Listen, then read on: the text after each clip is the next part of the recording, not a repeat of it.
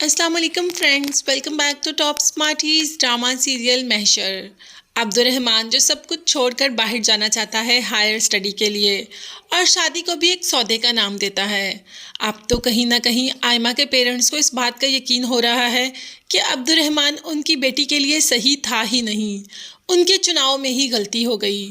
اور نومی دوسری طرف بہت زیادہ خیال رکھتا ہے سب کا، اور ساتھ ہی ساتھ اپنے بابا کی سیاست میں بھی آگے بڑھ رہا ہے، حالانکہ اس کو سیاست میں کوئی انٹرسٹ ہی نہیں۔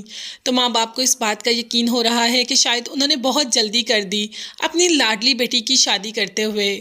دوسری طرف فوزیہ پروین جیسے ہی دیکھتی ہے کہ عبد الرحمن کے سارے کاغذات پڑے ہیں تو اس کو بھی ایک ترکیب سوچتی ہے اور سب کو ایک جگہ پر چھپا دیتی ہے۔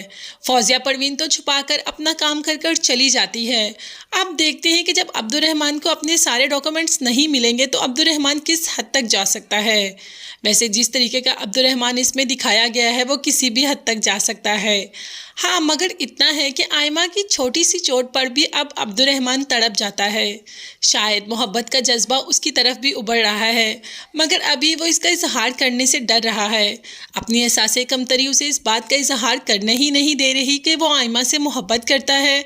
کبھی دل میں یہ سوچتا ہے کہ آئمہ مجھے روکے تو میں رک جاؤں گا، اور کبھی جانے کے لیے اتاولا ہو رہا ہے، کیونکہ عبد الرحمن خود نہیں سمجھتا کہ وہ کیا کرنا چاہتا ہے اور وہ کیا کر رہا ہے۔ اپنے اندر کی محرومی اسے اندر ہی اندر سے کھائی جا رہی ہے، اور اس کا سارا الزام آئمہ پر آ جاتا ہے۔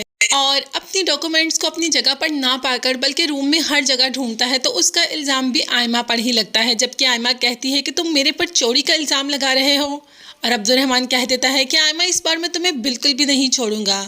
اگر تم نے میرے خوابوں کی دھجیاں اڑائی تو میں تمہاری دھجیاں اڑا کر رکھ دوں گا، میں اپنے خوابوں کے درمیان کسی کو بھی نہیں آنے دوں گا۔ نومی کو پتہ چل جاتا ہے کہ آئمہ بہت پریشان ہے، اسی لیے تو آئمہ کے پاس آتا ہے اور وجہ پوچھتا ہے کہ تم اتنی پریشان ہو؟ تو آئمہ بھی کہہ دیتی ہے کہ جس کا شوہر اپنی بیوی پر چوری کا الزام ہی لگا دے تو وہ بیوی کیا کرے؟ تم ہی بتاؤ کیا کر سکتی ہوں میں تو اپنے ماں باپ کو بھی نہیں بتا سکتی کہ عبد الرحمن میرے ساتھ ایسا بیہیو کرتا ہے۔ وہ تو مجھے چور ہی سمجھتا ہے، کیا میں اس کے ڈاکومنٹس چھپاؤں گی؟ کیا میں اس حد تک گر سکتی ہوں؟ میں کسی کو آگے بڑھنے سے روک سکتی ہوں کبھی؟ مگر یہ بات نومی تو سمجھتا ہے۔ عبد الرحمن جس کو یہ ساری باتیں سمجھنی چاہیے وہ آئمہ کو سمجھنا چاہتا ہی نہیں، یا وہ آئمہ کو سمجھ کے بھی نہ سمجھ کر رہا ہے۔ آئمہ اور عبد الرحمن کا رشتہ جو تھوڑا بہت ہمیں نظر آ رہا تھا اچھا ہوتے ہوئے، ایک دم پھر ان دونوں میں بہت زیادہ دوریاں آ گئی، صرف اور صرف عبد الرحمن کی وجہ سے۔ حالانکہ آئمہ بہت چاہتی ہے کہ وہ عبد الرحمن کے ساتھ رہے، وہ عبد الرحمن کو ایک اچھا دوست ثابت کر کے دکھائے کہ میں بہت اچھی دوست ہوں، بہت اچھی بیوی ہوں، مگر عبد الرحمن کی محرومی ہمیشہ ہی درمیان میں آ جاتی ہے۔ عبد الرحمن کو یہ سوچنا چاہیے کہ جنہوں نے اپنے جگر کا ٹکڑا عبد الرحمن کے ساتھ ایک بندھن میں بندھ دیا، وہ اور کیا دے سکتے تھے؟ سب کچھ تو دے دیا انہوں نے عبد الرحمن کو، مگر ابھی بھی اس کے درمیان ایک محرومی ہے۔ کیوں ہے؟